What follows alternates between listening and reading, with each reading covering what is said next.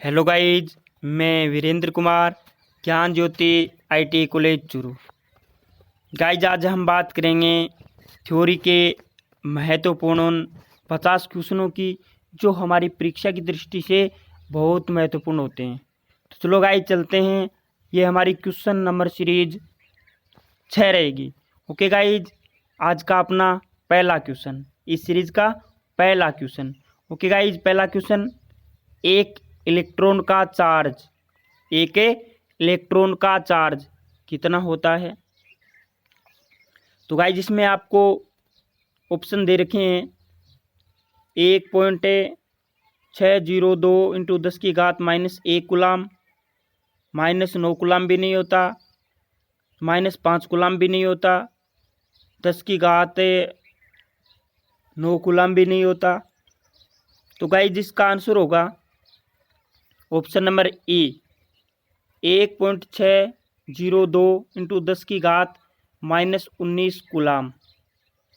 Okay guys, हमारा अगला और next question, question number 2, 1 minute में 10 एम्पियर का करंट प्रवाहित करने वाले एक सर्किट से होकर कितने कूलम का चार्ज प्रवाहित होता है।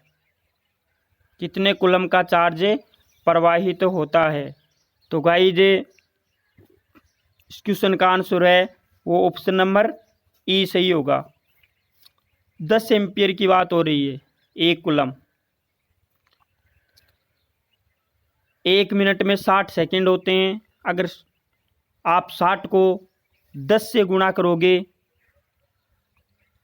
आप 60 को 10 से गुणा करोगे तो आ जाएगा 600 कूलम। तो गाइज इसका आंसर ऑप्शन नंबर ई होगा 600 सी।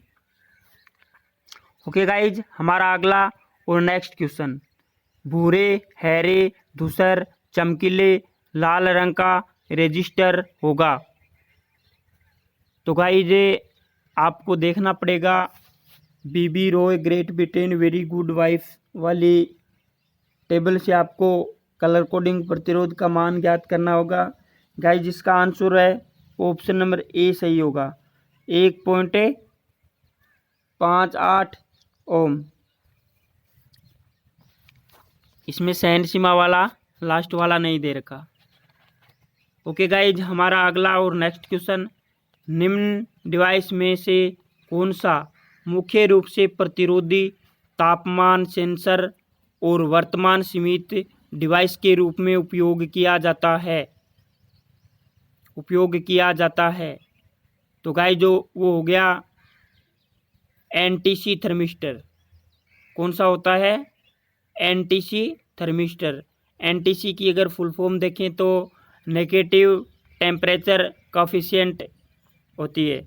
ओके गाइज, हमारा अगला और नेक्स्ट क्वेश्चन, अगर 3 ओम के समान प्रतिरोध के 3 रजिस्टरों को सीरीज में जोड़ा जाता है तो इसका समतुल्य प्रतिरोध है।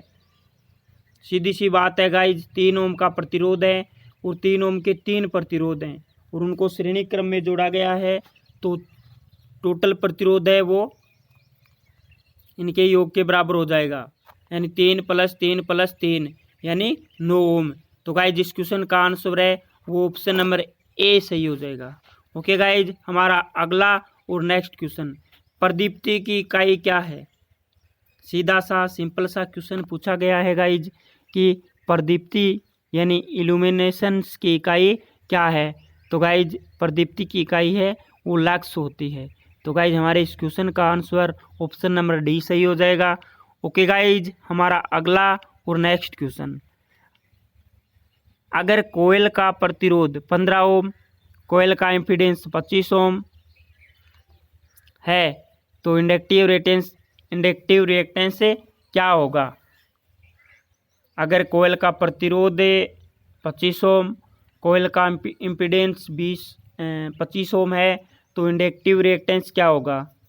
तो गाइज अगर आप करोगे तो पता भी लग जाएगा, और यहाँ पे जेड का मान दे रखा है 25 ओम और प्रतिरोध का मान दे रखा है 15 ओम।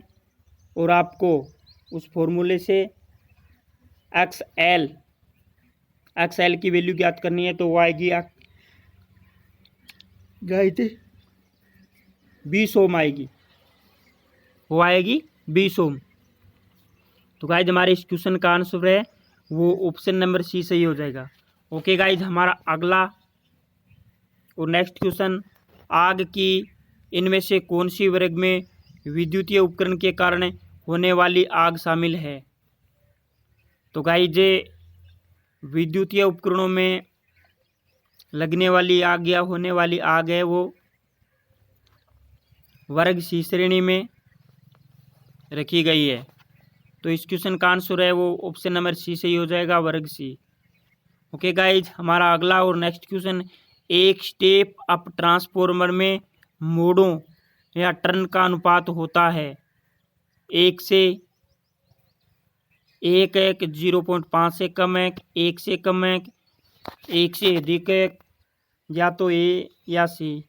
तो गाइज इस क्वेश्चन का आंसर है वो ऑप्शन होगा सी, 1 से कम। ओके गाइज, हमारा अगला और नेक्स्ट क्वेश्चन, अगर किसी कंडक्टर में 40 कूलाम चार्ज 4 सेकेंड से ज़्यादा समय तक प्रवाहित होता है तो करंट का मान होता है। तो करंट का मान क्या होगा। तो गाइज 40 सी के अंदर आप समय का भाग दोगे तो धारा निकल जाएगी। 40 के अंदर 4 का भाग दोगे, करंट आई बराबर क्यू बटा टी। तो आप 40 में 4 का भाग दोगे तो आंसर आएगा 10 एम्पियर, यानी हमारा ऑप्शन बी सही हो जाएगा। ऑप्शन है बी, 10 एम्पियर। ओके गाइज, हमारा अगला और नेक्स्ट क्वेश्चन, क्वेश्चन नंबर 11, अगर किसी बैटरी का वोल्टेज 120 वोल्ट और चार्ज 2C है तो स्थानांतरित ऊर्जा है। तो गाइज आपको कुछ नहीं करना, आपको गुणा कर देना है। 120 को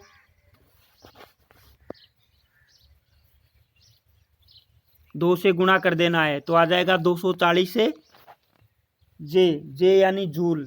240 ऊर्जा का मात्रा क्या होता है, जूल।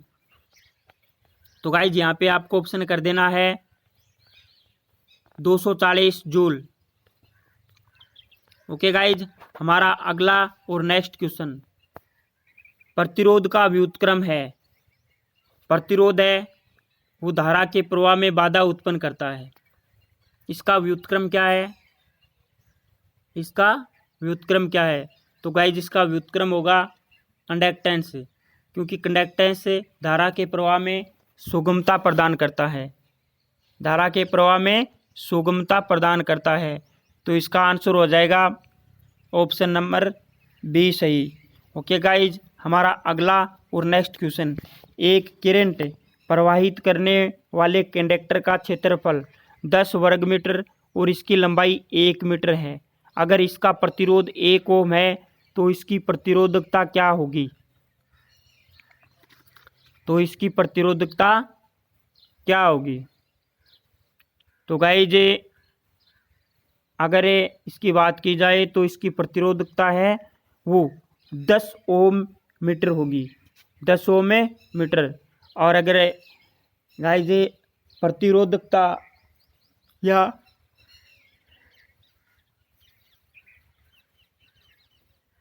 विशिष्ट प्रतिरोध की बात की जाए, प्रतिरोधकता या विशिष्ट प्रतिरोध की बात की जाए तो गाइज उसका मात्रक होता है ओम मीटर। तो इसका आंसर है वो ऑप्शन नंबर सी हो जाएगा। इसका आंसर है ऑप्शन नंबर सी हो जाएगा, 10 ओम मीटर। ओके गाइज, हमारा अगला और next question, question number 14, silicon परमाणु के सबसे बाहरी कक्ष में मुक्त इलेक्ट्रॉन, सिलिकॉन परमाणु के सबसे बाहरी कक्ष में मुक्त इलेक्ट्रॉन 4 हैं। मुक्त इलेक्ट्रॉन कितने होते हैं, 4 होते हैं।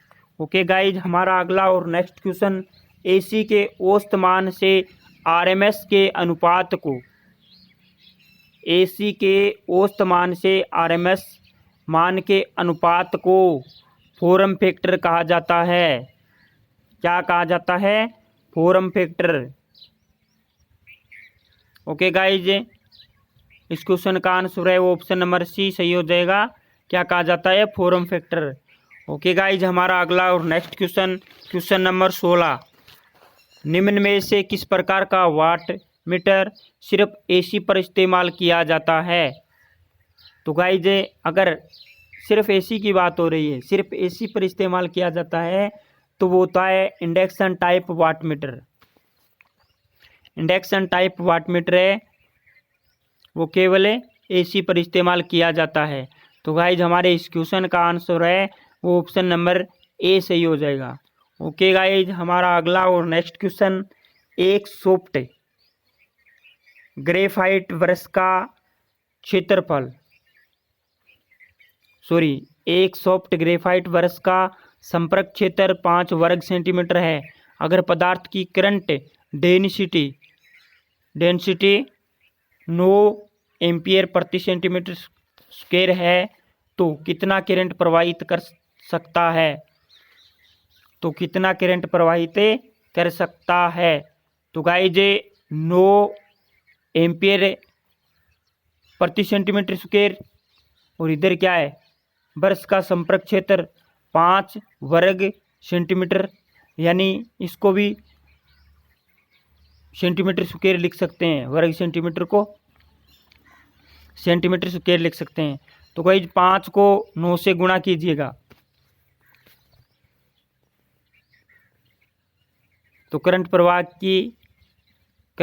की दर आ जाएगी। तो गाइज, इस क्वेश्चन का आंसर है वो 9 पंजो 45 एम्पियर आएगी। ओके गाइज, इस क्वेश्चन का आंसर ऑप्शन नंबर ए सही हो जाएगा। हमारा अगला और नेक्स्ट क्वेश्चन, एक हीटर 250 वोल्ट पर 4 एम्पियर का करंट पैदा करता है। एक हीटर 250 वोल्ट पर 4 एम्पियर का करंट पैदा करता है। यह कितनी बिजली खर्च करता है? यह कितनी बिजली खर्च करता है? गाइज, 250 वोल्ट 4 एम्पियर पर खर्च करता है, तो आप 250 को 4 से गुणा कीजिएगा, कितना आया?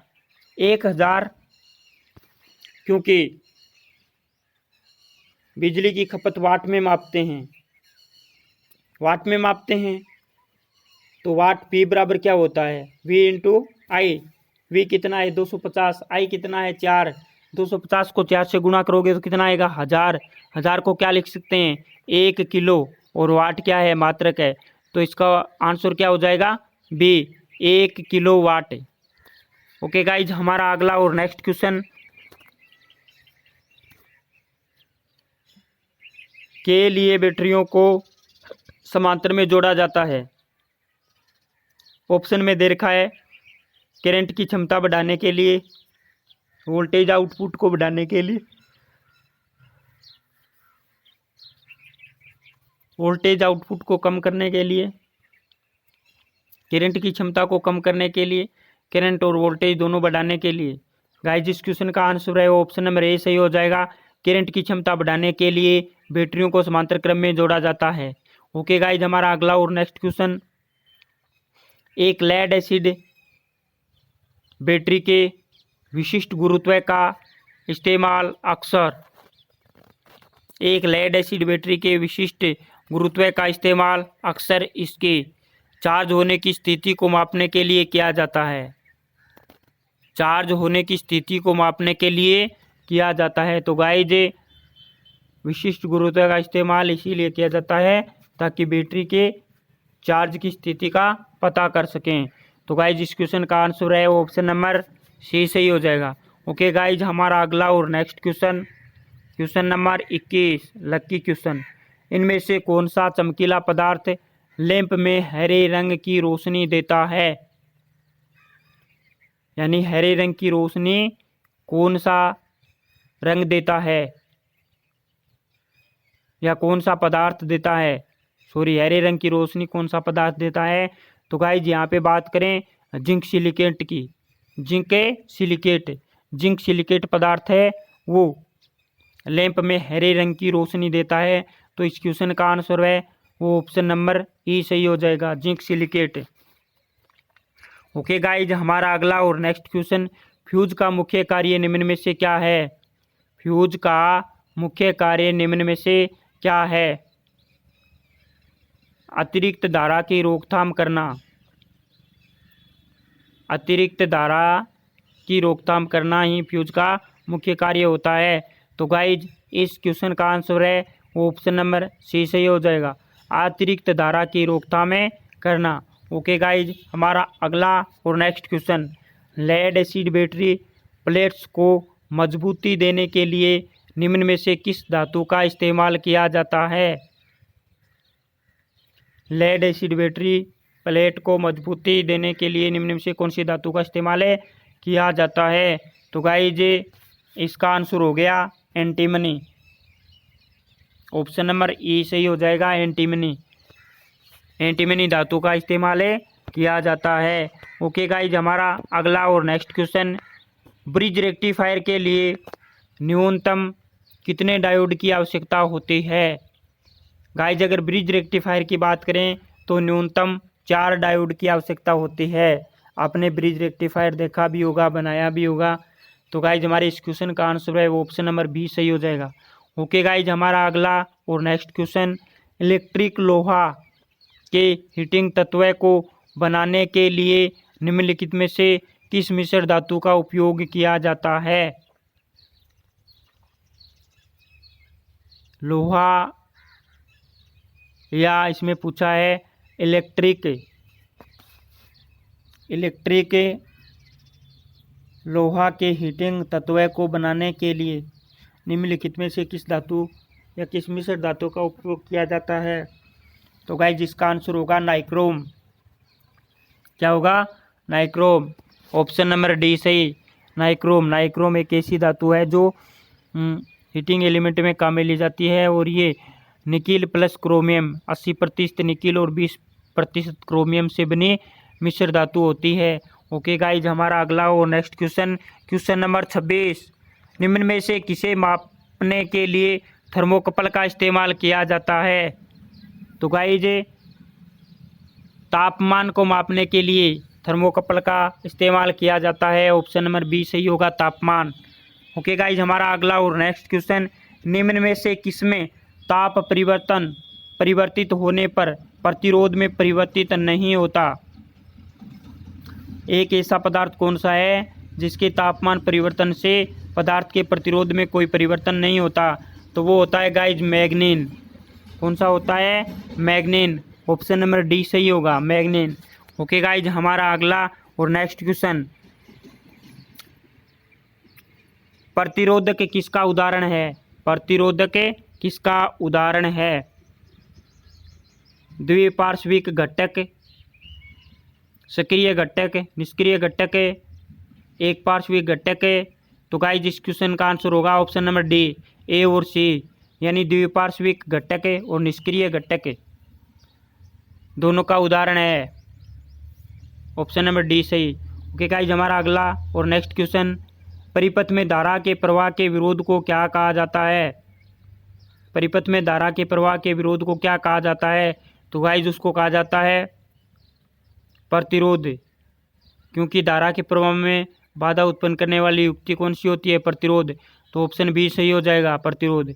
ओके गाइज, हमारा अगला और नेक्स्ट क्वेश्चन, संधारित्रों को कभी भी किस में कूटबंद नहीं किया जाता? किलोफेरेड में। संधारित्रों को कभी भी किस में कूटबंद नहीं किया जाता? किलोफेरेड में, क्योंकि संधारित्र का मात्रक फेरेड होता है और उसका छोटा मात्रक माइक्रोफेरेड, नैनोफेरेड, पिकोफेरेड होता है, लेकिन संधारित्र को कभी भी किलोफेरेड में कूटबंद नहीं किया जाता। ओके गाइज, इस क्वेश्चन का आंसर है ऑप्शन नंबर ई सही हो जाएगा, किलोफेरेड। ओके गाइज, हमारा अगला और नेक्स्ट क्वेश्चन नंबर 31, केवीएल के अनुसार एक नेटवर्क के किसी भी बंद लूप में सभी IR ड्रॉप और EMF का बीजगणितीय योग सदैव क्या होता है? तो गाइज जिसका आंसर है ऑप्शन नंबर ए सही हो जाएगा, शून्य होता है। ओके गाइज, हमारा अगला और नेक्स्ट क्वेश्चन, डीसी मशीन की चाल किसके द्वारा मापी जाती है? डीसी मशीन हो चाहे AC मशीन हो, चाल है वो हमेशा टेकोमीटर से ही मापी जाती है। तो यहाँ पे ऑप्शन नंबर सी हो जाएगा, टेकोमीटर। ओके गाइज, हमारा अगला और next question, DC shunt motor की पोलरिटी विपरीत की जाने पर मोटर व्युत्क्रम दिशा में चलेगी। डीसी शंट मोटर की पोलरिटी अगर विपरीत दिशा में की जाए तो मोटर भी व्युत्क्रम यानी उल्टी दिशा में चलेगी। तो ऑप्शन नंबर सी सही हो जाएगा हमारे इस क्वेश्चन का आंसर। ओके गाइज, हमारा अगला और नेक्स्ट क्वेश्चन, डीसी मशीन के यांत्रिकी हानि के अंतर्गत निम्न में से क्या आता है? डीसी मशीन के यांत्रिकी हानि के अंतर्गत निम्न में से क्या आता है? वायु घर्षण हानि। तो ऑप्शन नंबर बी सही हो जाएगा, वायु घर्षण हानि है वो यांत्रिक हानियों के अंतर्गत आती है। ओके गाइज, हमारा अगला और next question, question number 45, DC generator में आर्मेचर ताम्र ह्रास पूर्ण भार ह्रास में लगभग 30% से 40% योगदान करता है। आर्मेचर ताम्र हानियाँ हैं वो 30% से 40% योगदान करती हैं पूर्ण भार में। तो गाइज हमारे इस क्वेश्चन का आंसर है वो ऑप्शन नंबर ए सही हो जाएगा।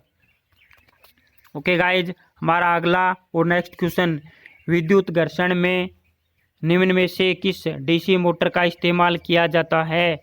विद्युत घर्षण में निम्न में से किस डीसी मोटर का इस्तेमाल किया जाता है? तो गाइज इसका आंसर होगा श्रेणी मोटर।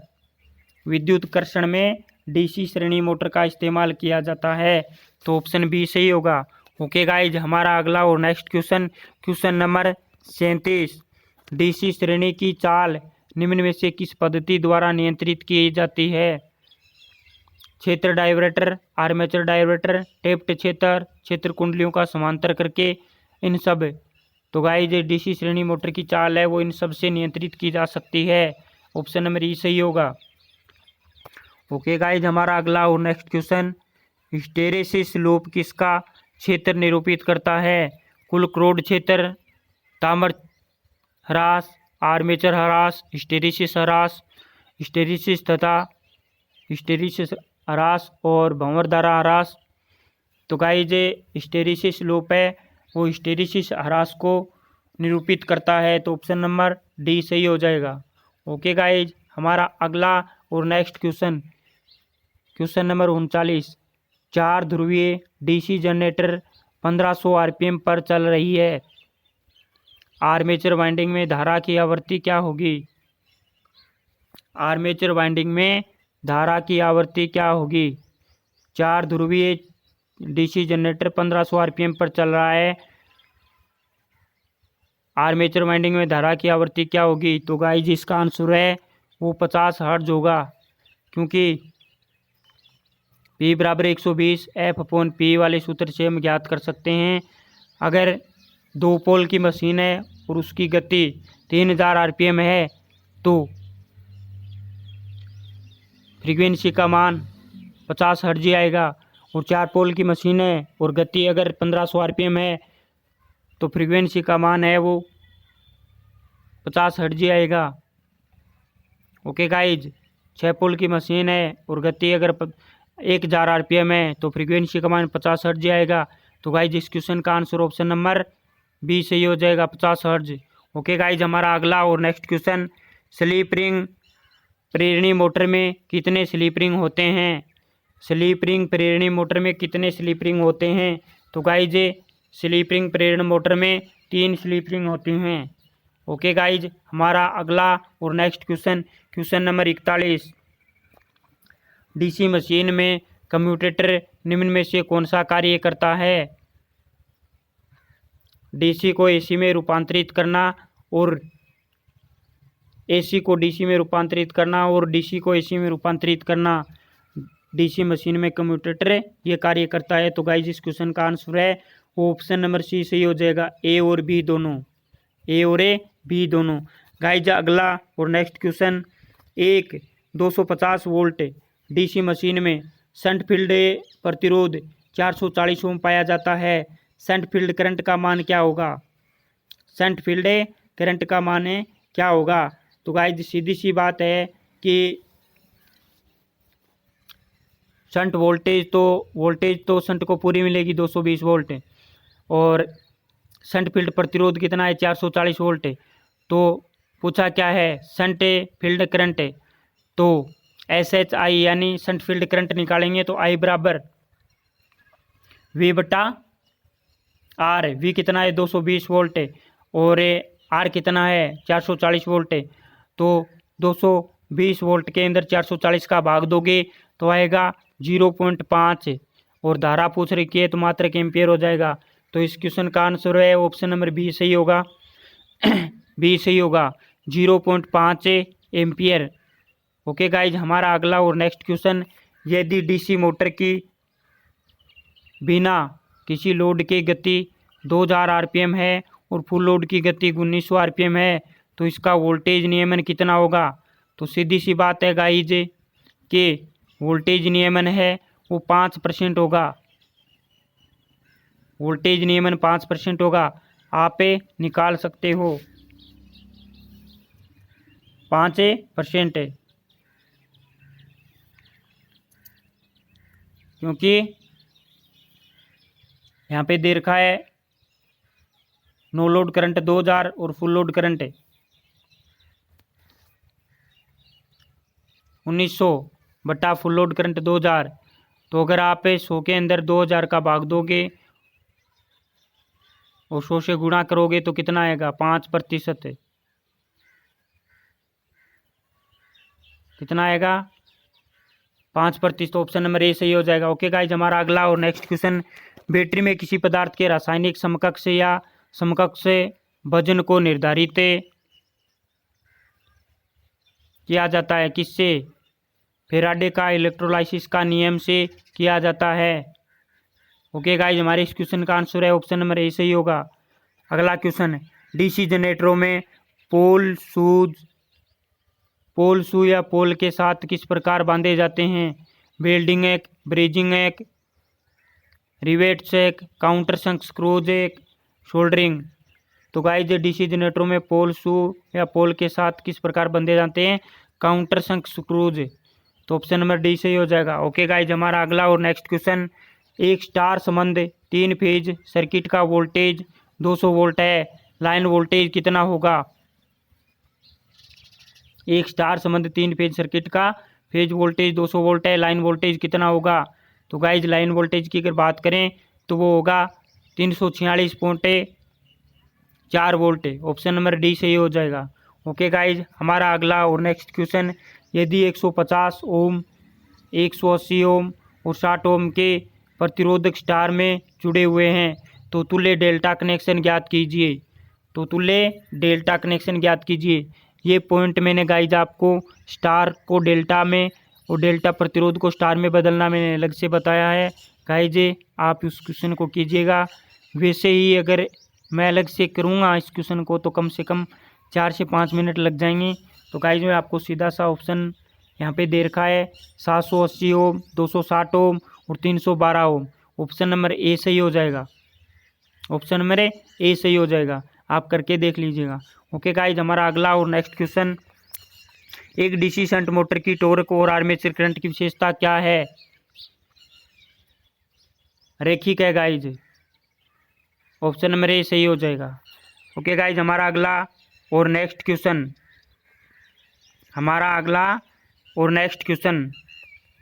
क्या हो जाएगा गाइज? यदि सीरीज फ्लक्स उसी दिशा में है जिसमें शंट फ्लक्स है तो मोटर को किस प्रकार कहा जाता है? तो मोटर को किस प्रकार कहा जाता है? कम्युलेटिव कंपाउंड कहा जाता है। ओके गाइज, अगर दोनों का जुड़ने वाले हों तो क्या कहा जाता है? कम्युलेटिव कंपाउंड कहा जाता है। ऑप्शन नंबर ए सही हो जाएगा। ओके गाइज, हमारे इस क्वेश्चन सीरीज का अगला नेक्स्ट और लास्ट क्वेश्चन, यदि एक खोखले एयर क्रोड कंडक्टर क्वाइल में तांबे के तार के 50 टर्न हैं जो कि 10 एम्पियर का करंट है, जो कि 10 एम्पियर का डीसी करंट गुजारे जाने पर 10 मिली वेबर का चुंबकीय फ्लक्स पैदा करता है, तो इसका स्व प्रेरण कितना है? तो इसका स्व प्रेरण कितना है? तो गाइज स्व प्रेरण कितना है? तो गाइज आपको करना क्या है, स्व प्रेरण इसका हो जाएगा सी 500 मिली हेनरी। कितना हो जाएगा? 500 milli henry. Option number C सही हो जाएगा, 500 मिली हेनरी। ओके गाइज, आज के लिए इतना ही। बने रहे हमारे इस यूट्यूब चैनल के साथ। मैं वीरेंद्र कुमार आपको हार्दिक बधाई देता हूं। आप अपनी स्टडी करते रहें गाइज। हमारे देश में कोरोना महामारी से बचने के लिए लॉकडाउन का सिस्टम लागू है। तो गाइज मेरा कहना यही है कि लॉकडाउन का पालन करें, घर में रहें, सुरक्षित रहें और अपने सब्जेक्ट की तैयारी करते रहें। ओके गाइज, आज के लिए इतना ही। Thank you. आपका अपना वीरू।